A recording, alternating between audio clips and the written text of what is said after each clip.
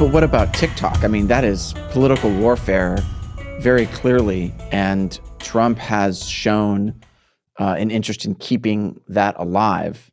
Like, what's going on? Like, what does that tell us about the current Trump administration? I will do nothing to defend the decision to keep it. If it gets bought by an American owner, that's great. But the point is, shut it down. The law is there. We have the law on our side, and we know that it's a serious threat because I run into people here. The understanding here in Taiwan is different than it was when I was here full time last time in 2020, when they were watching the jackbooted Chinese Communist Party crush Hong Kong.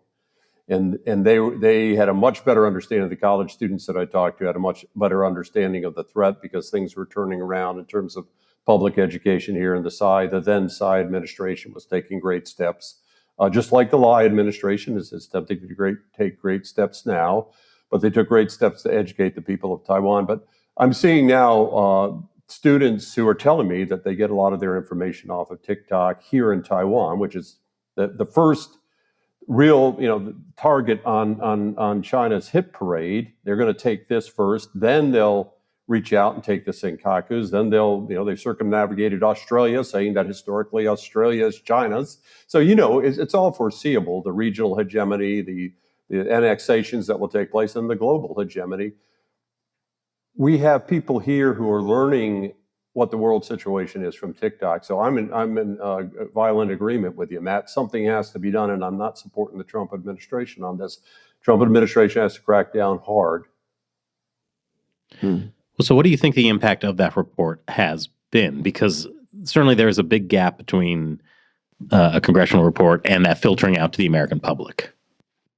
In the hands of the administration that was in power in October 24th of 2024, the report wasn't worth the paper it was printed on because the administration would do nothing. Tony Blinken banned the term political warfare in the State Department. Now think about that. If you cannot articulate, if you cannot say the name of the threat, there's no way you can conceptualize how to fight it and then organize, get the policy, get the strategy, get the resources, motivate people, require people to fight it, because that's what's missing from, there's no leadership right now saying down the bureaucratic chain and through the military chain and State Department, you will prioritize this. All the other crap in your inbox when you're here 9 to 5, get rid of it. This is number one existential threat.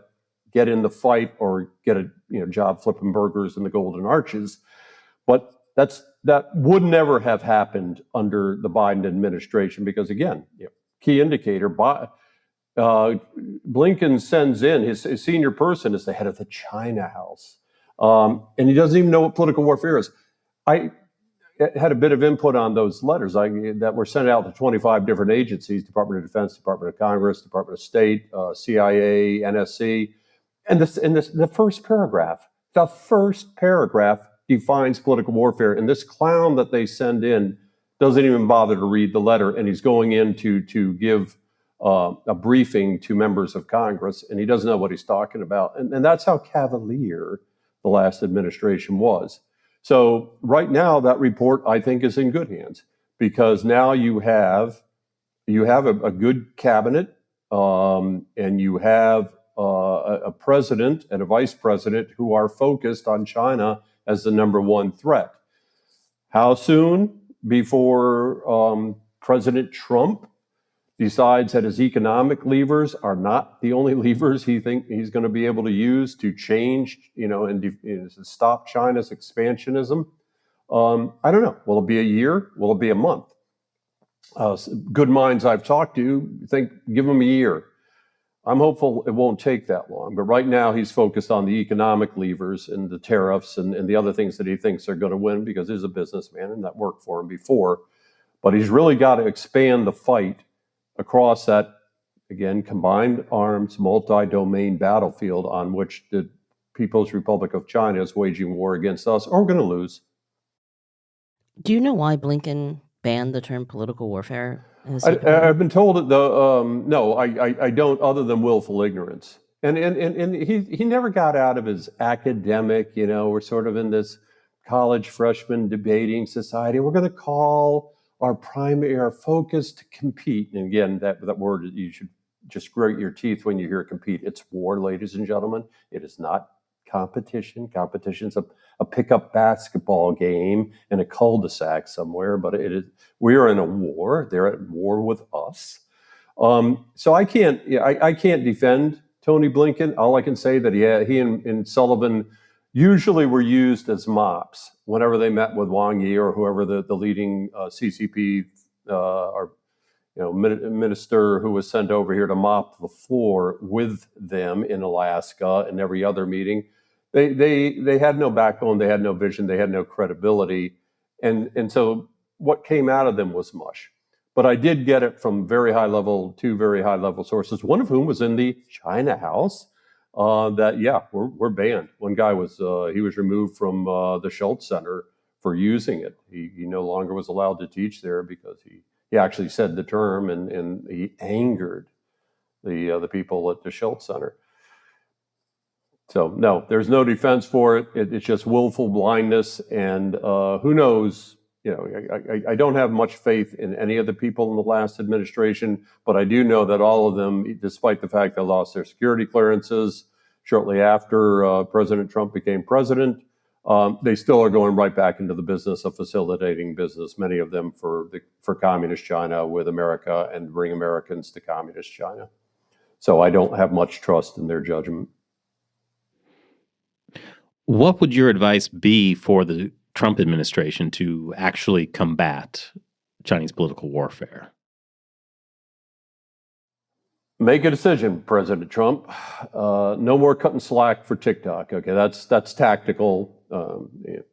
Basically, it's strategic, tactical. But on a national strategic level, make the decision. We are going to fight across the entire political warfare front.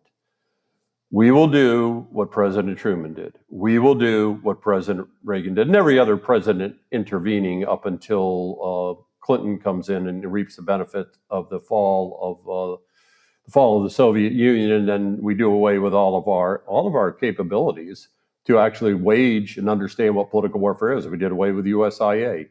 It's arguable it deserved it because it got rotten like so many other government institutions, but we could have saved it at that point. But we don't teach it anymore. So at our National Defense University, we don't teach it at our Marine Corps University. We don't teach it at Command and General Staff colleges. We don't teach it at the Schultz Center, where we bring in all the new Foreign Service officers. Try finding a course at Georgetown, one of the leading feeder universities for our Foreign Service, and our other feeder universities. You may hear, malign influence mentioned in a course or two, and we'll talk about a tactical aspect or one element of it. Like we'll talk about united fronts maybe, or we'll talk about this is the big one that they focus on, fake news. We'll have a discussion. In fact, in the case of State Department in Bangkok, we'll blow $250,000 on a seminar, 3.5-day seminar at a 5-star hotel. And we'll talk about fake news. It's all tactical. That's foxhole level stuff. President Trump, get us into the fight on a strategic level by publishing those national security decision directives on the level of President Reagan. Get the whole interagency process, the whole of government involved. Every cabinet official has to report, what are we doing to fight this war in a unified manner? And then reach out into civil society, bring in Hollywood, the good people in Hollywood, both of them who are still left there. Bring in as much of civil society, religious organizations, many, many good organizations, and you're very familiar with many of them because you've brought them on your show, who are out there on the front lines of the fight every day. And then do what we did to win the first Cold War. How do you do that? Thank you for watching this clip. There's a ton more great stuff we talked with Kerry Gershaneck about, including the CCP's political warfare and how U.S. government agencies are compromised. That's all in our full hour-long podcast. It's available only for subscribers on our website, ChinaUncensored.tv. So check it out, learn more, and you'll be supporting what we do at the same time. The link is below.